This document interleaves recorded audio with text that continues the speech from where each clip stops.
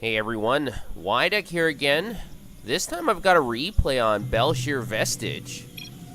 And in the bottom right, spawning as the blue Protoss, we've got Root Gaming's Minigun.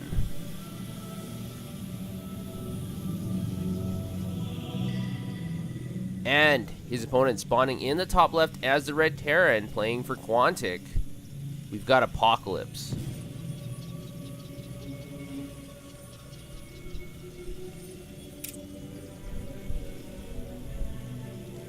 Now, Apocalypse and Minigun do play on the America server, and they're both very good players on the America server. And sometimes they do make it to the Premier League. Now, neither really have really strong results in tournaments so far, but they're both capable players.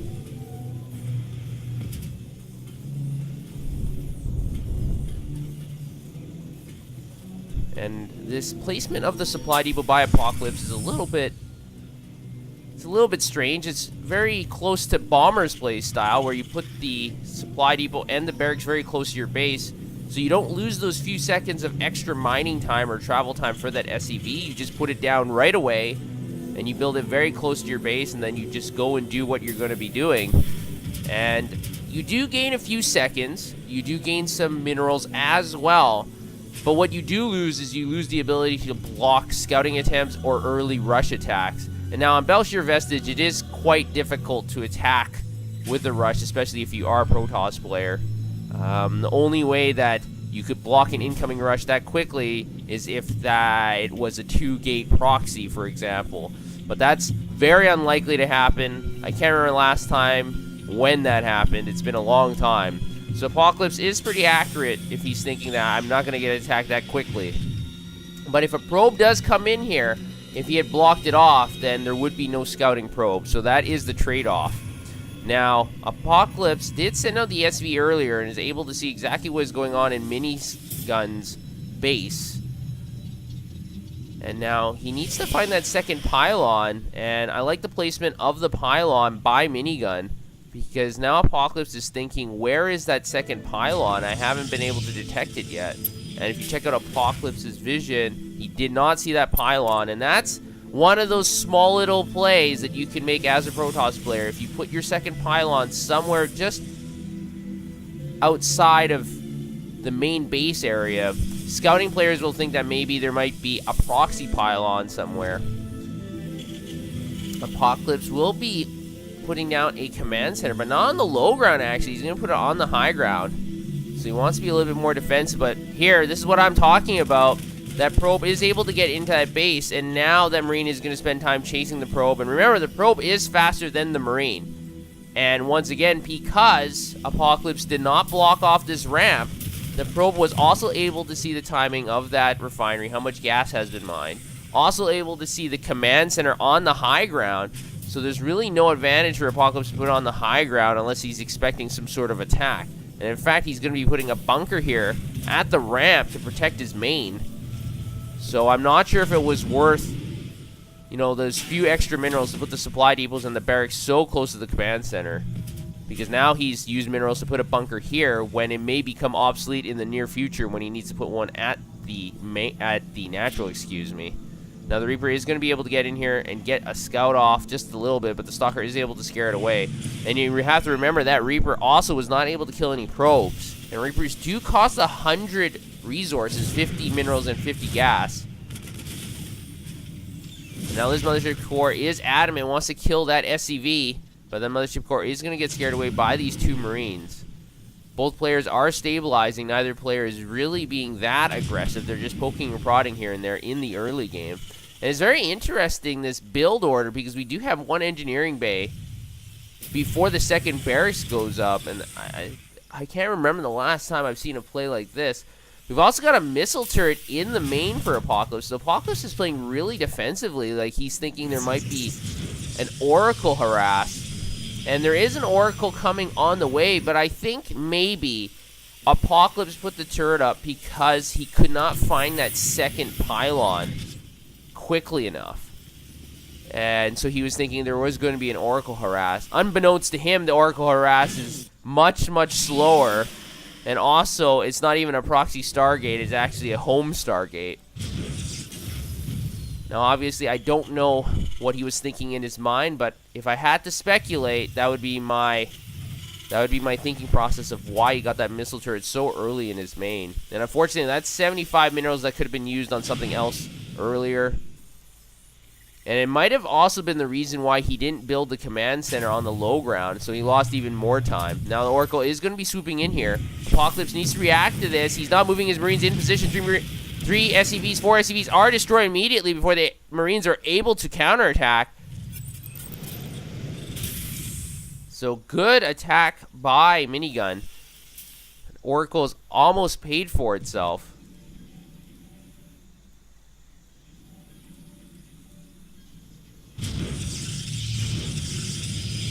Now, I like the fact that Minigun isn't getting any more Oracles. In fact, he's going for a robotics base, so he's going for the tech switch. That one Oracle has done quite a bit of damage already. 5 kills and delaying that other barracks.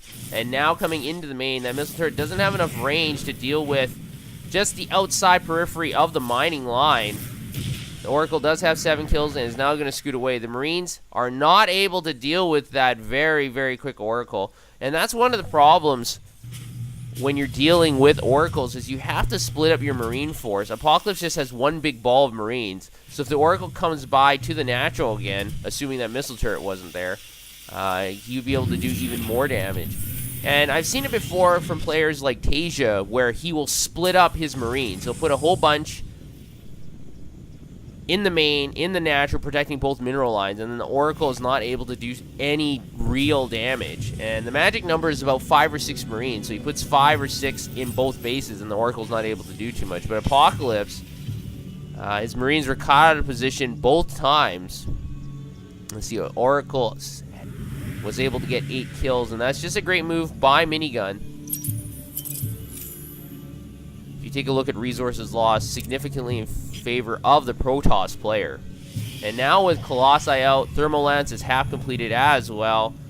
Looks like Minigun's going to be adding on Phoenixes to this composition. I'm not sure if the Phoenixes, what their role is going to be. The Observer is able to see the 3rd command center from Apocalypse. And I think Apocalypse is slightly behind because he's the one who's taken damage. He hasn't really dealt any. So he needs to boost ahead somehow. I guess his solution is to get the 3rd base. Oracle is coming back in here again, able to pick off a couple Marines and an SCV.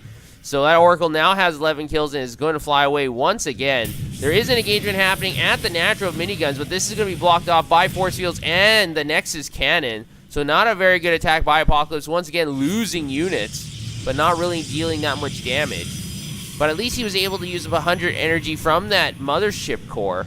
But with so many Colossi, with Thermal Lance almost completed, it's going to be difficult for those Marines to get in there to penetrate that defense and deal with those Colossus.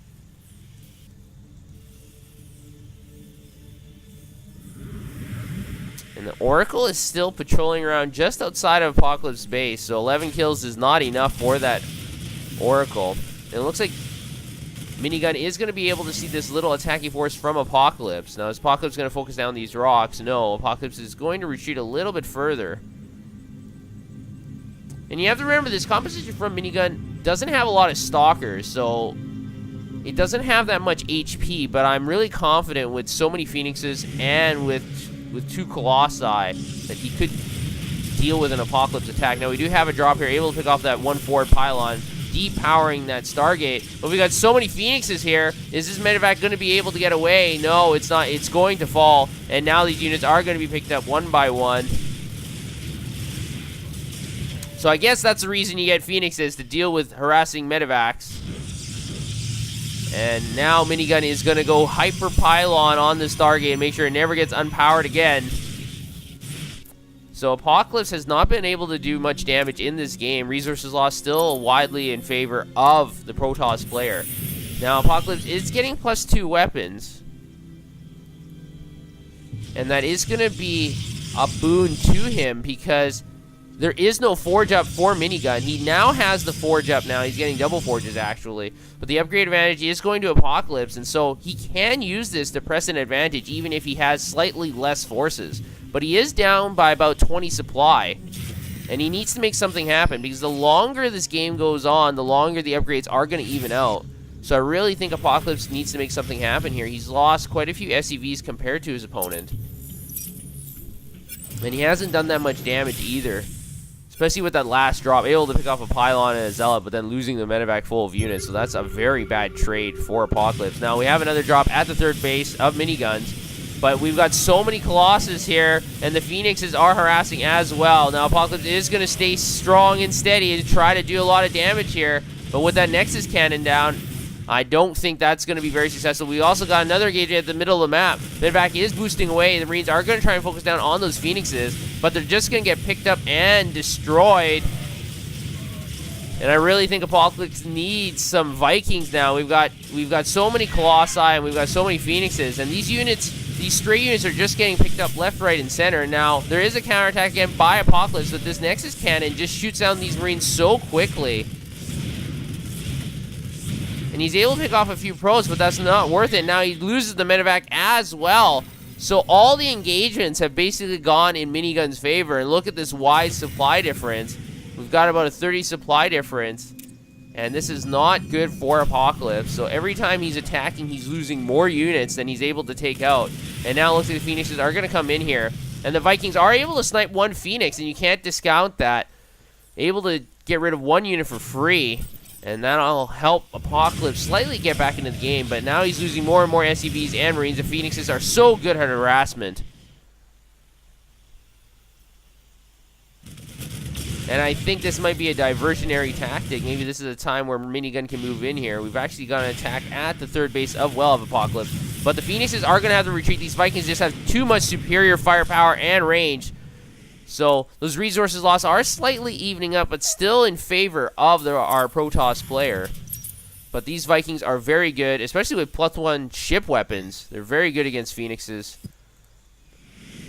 But the trade-off here for Apocalypse is when you build Vikings, obviously you can't build medevacs. And he needs more medevacs with his army. So it is difficult. Minigun is forcing Apocalypse into building a lot of Vikings instead of medevacs. Now the supplies are still in favor of Minigun. And Minigun is getting his fourth base up. It is now just being warped in. Apocalypse is now going to land his command center. So both players will have 4 bases. But what's interesting is both players have their fourth base very close to each other.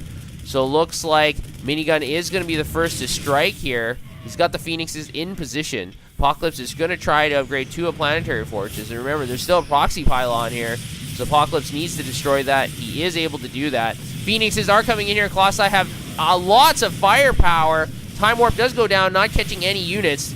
Now, the Phoenixes don't have very good range, so the Vikings are able to outrange him. And able to snipe one Colossi right there. Another Phoenix does go down, so Apocalypse is doing a great job kiting with the Vikings, focusing down on any units that get in their superior range. One Viking does go down from Stalker Fire, but still, the Vikings are doing a very good job. But now with so many Phoenixes just coming face front with them, the Vikings are falling, but so are the Phoenixes. But we need more Vikings from Apocalypse, but it looks like Minigun is going to retreat. Mothership Core does go down. Archons are tanking a lot of damage in front. Phoenixes are engaging all the Vikings. So the Colossi don't have that many units tanking them now. There's just a few Stalkers left, but there's not that many bio units for Apocalypse either. And with no more Vikings, just this one heavily damaged one, it looks like Apocalypse is not going to be able to hold this base. He's got a 30 supply disadvantage, and Minigun is reinforcing with gateway units right here at the front of this engagement. And now this planetary fortress is getting focused down by the extreme range of the Colossi. Now, we've only got 3 Vikings here. One is taken down by the Phoenixes. So Apocalypse, unfortunately, needs more Vikings to deal with so many Phoenixes. And I think Minigun's in a very good position here, and he's putting more forward proxy pylons. Once again, the Phoenixes are rushing in here, focusing down on these Vikings. And that's the thing for Vikings. They have superior range, but they do not have superior speed. So the Phoenixes go in there head-to-head, and they just fire and fire volley after volley. The Phoenixes can do a very good job picking off those Vikings. +2 ship weapons is almost complete for Apocalypse, and that'll give him a little bit of an extra boost to finish off these Colossi and the Phoenixes. But without superior numbers, I feel like Minigun is still in a very good position here, because remember, he's reinforcing right at the front of this engagement. And Apocalypse really needs his 4th base up and running. In fact, he's going to run the SCVs in there. I don't think that's a very good idea. They're all taken down immediately by the Colossi. So that little mini SCV train did not work. And now it looks like Apocalypse is reeling as he's trying to protect his 3rd. But there are no units at the natural, and Minigun is in between. So will Minigun be caught in a flank? I'm not sure, as there are no reinforcements from the natural. We've also got Zealots chopping the mineral line at the natural, so Minigun is doing a great job scaring away the main force and also causing a lot of harassment pain at the mineral line of the natural of Apocalypse base. And Apocalypse is not really mining from the 4th, and if you take a look at the resources, you can totally see that. And now the Phoenixes are going to come here. The Marines are focusing down on these Archons. The Phoenixes are being blown up as well, but there's no more Vikings left. There's just a whole bunch of Colossi, it looks like. And even though Colossi are not that strong, they can still do a lot of damage, but they are falling. Half the Colossi force has been chewed up. The Marines are stimming in here. Are they going to be able to finish off all these Colossi? It doesn't look like it, as a steady reinforcement line of Zealots are charging in here. The Vikings do finally go down, but now we just got Zealots left, excuse me. But Apocalypse, look at that supply difference. He's still down by 60, and now Psionic Storm is being researched. And I think once that finishes, I think it's going to be heavily in favor of Minigun. Apocalypse is trying to reinforce, but at the same time, his mineral line at his 3rd is getting chopped apart. So even though Minigun doesn't have any Colossi left and only Zealots, he's using the Zealots for everything that they're worth, able to pick off a lot of SCVs, killing 51 workers at this point in time. The Zealots are going to retreat now, but they've done significant damage, and they're still chopping away at this 3rd. And remember, while they're chopping away, no one's mining from this base. So effectively, Apocalypse is 1 base lower than his Protoss opponent, and Minigun is constantly reinforcing with more and more Zealots here. The Marauders are not very good against Zealots. And we've got an Archon in the back doing splash damage to these medevacs as well. And that lone Viking is not seeing a lot of work. So it looks like Minigun is just going to reinforce with more and more Zealots. Just pure gateway units, and it seems to be working, as he does have a 50 supply advantage. 1 Colossi here is just rampaging up the ramp. Now the EMP does go down, but didn't have any shields left, so not a great use of EMP, but able to destroy that Colossi. Apocalypse is going to land his 3rd and clean up the remaining Zealot harassment force, but they've done so much damage. It's going to be very difficult for Apocalypse to get back in this game. You take a look at resources lost, you take a look at supplies, and you also take a look at how many resources they have in the bank. At the same time, Minigun is going to come in here between the 2nd and 3rd base again of Apocalypse. They are going to get flanked, but the Archons just have so much shielding power, and the Zealots are just going to charge in here, trying to attack these Marines and Marauders. They're all in the orange and red, and all the Zealots are charging in here, not able to kite away. The Marine and Marauder Death Ball is already dead. The storm does go down, but it affects more the Zealots than anything else. But basically, all of Apocalypse's forces has been cleaned up, and he's going to have to tap out. So Minigun with the victory.